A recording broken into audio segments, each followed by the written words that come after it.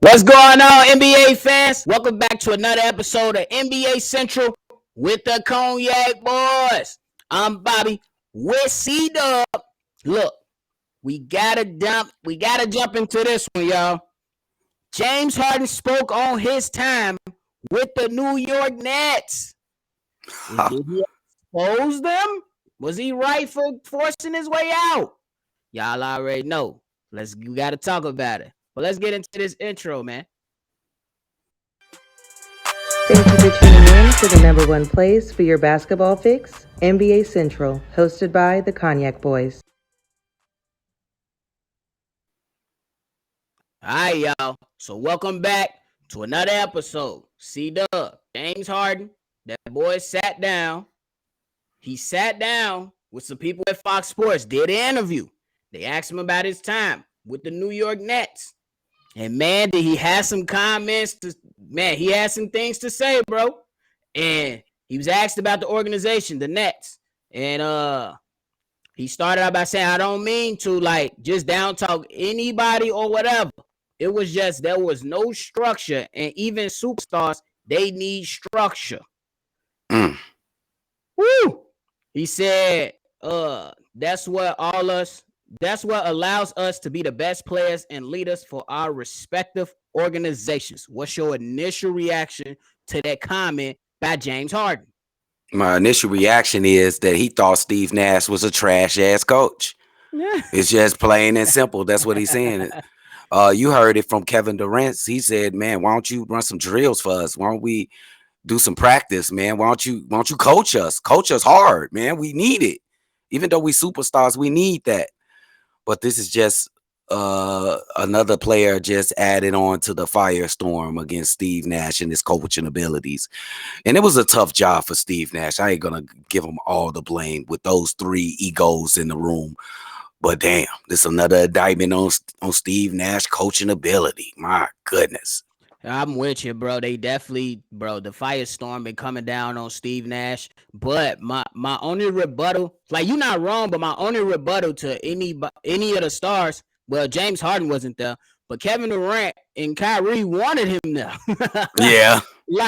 Essentially, eventually, it didn't work out in their favor, and they realized what the hell they was getting into later on.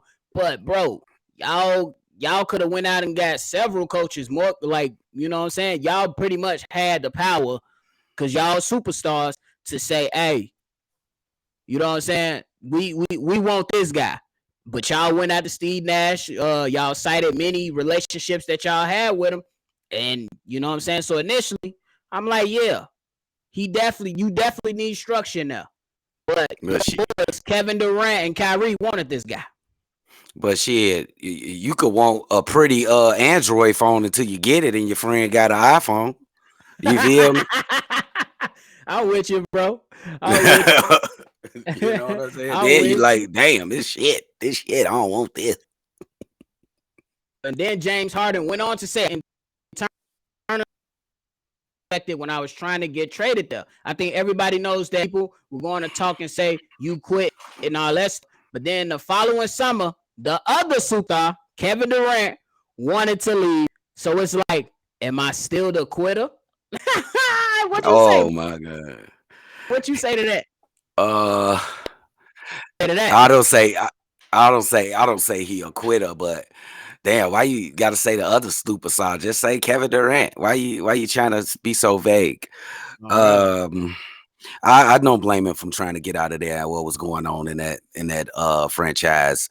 You got what was going on with Kyrie Irving. You got what you just said about the coaching ability of Steve Nash. Why not get the hell up out of here? And you succeeded in doing so. I gotta give nods to him. So, I mean, yeah, he forced his way out, but I believe in basketball. If you got superstars, especially three of them, and there's a belief that Kevin Durant at that time when he first arrived there was the best player in the world, and you got James Harden with his skill set, Kyrie Irving with his skill set, you can overcome bad stuff, bro. I know you can't overcome everything, but there's some things that you can't overcome. I think it's a bit, I called him a quitter. You know what I'm saying? Because I believe that my man's, he he gave up. You He know what I'm saying? evacuated. Like, you know what I'm saying? He got up out of there. And I believe that this guy, with those two guys over there, they had championship aspirations. Yeah. And he later came out and said, when he was asked and said about why it didn't work, he said, who said it didn't work? He said, we just didn't have enough talent. Right there, CDubb, I got to keep it a buck. That's bullshit. That's definitely Because bullshit. in the Eastern Conference, bro, that year, look, injuries are part of the game. They got hurt.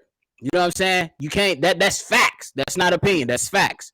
But at the same time, if y'all get healthy and y'all match up against the Milwaukee Bucks, you can't tell me, okay, we gonna cancel out Kevin Durant and Giannis. But you can't tell me the next two players that you would pick if you was picking the five, that you wouldn't pick James Harden and Kyrie Irving before you pick Drew Holiday and Chris Middleton.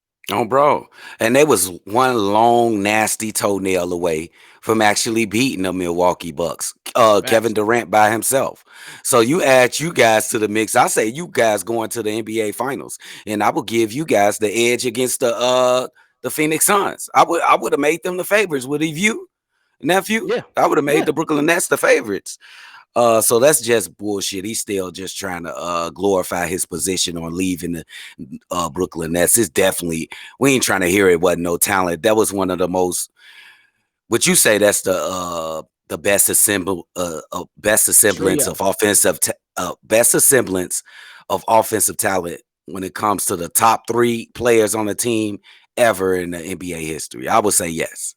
With Bro, Kevin because Durant, Kyrie Irving, and James Harden. Come on now. bro, because you got two guys, all three guys can shoot the three.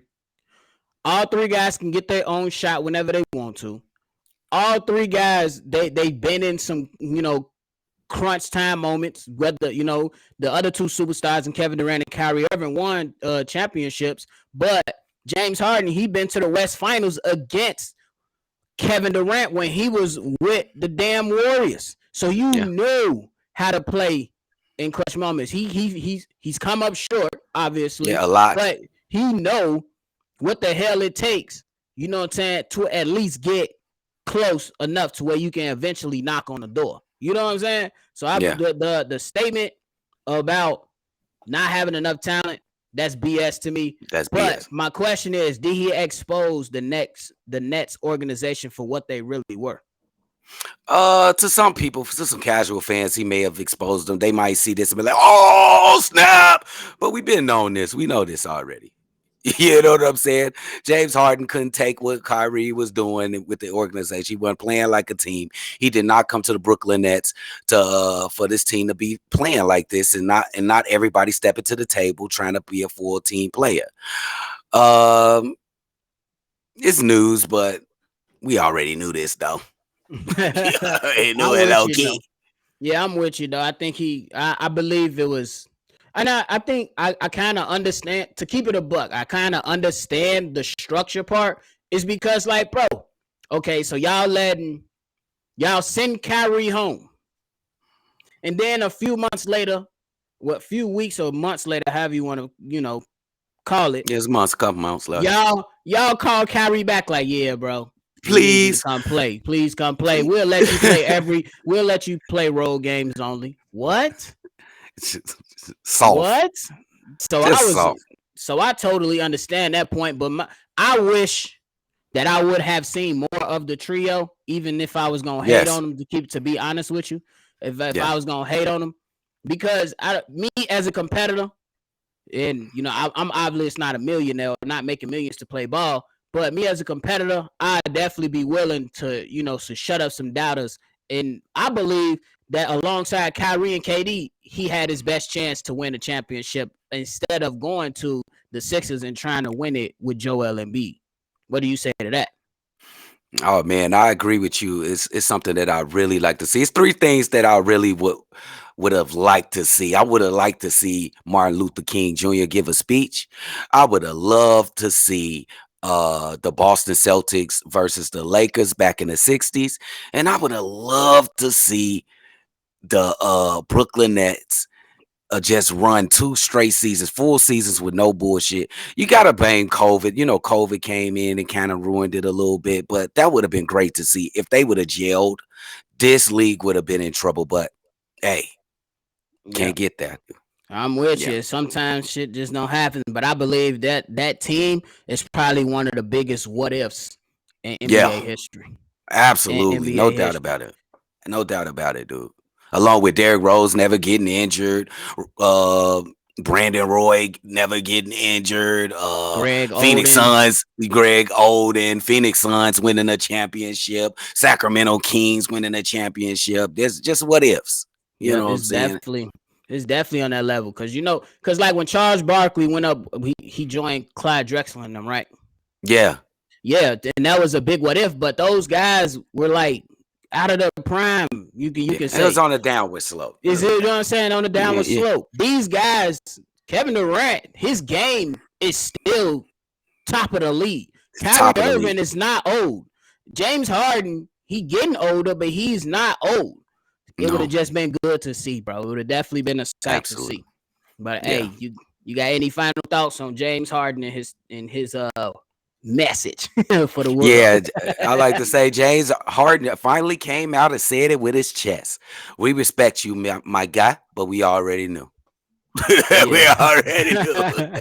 For real. We already knew what you was talking about over there, James Harden. It is what it is, man. I mean, it's old now, but I still feel like it was good that you know what I'm saying, eventually just came out and kept it a buck, bro. You came out, kept it a buck, and that's just what it really is. You know what I'm saying? So, hey, I ain't got nothing else for the people. But hey, y'all make sure y'all go ahead and hit that like button, hit that subscribe button. And then if you want more from the Cognac Boys, hit us up at Shy Bulls Podcast on YouTube.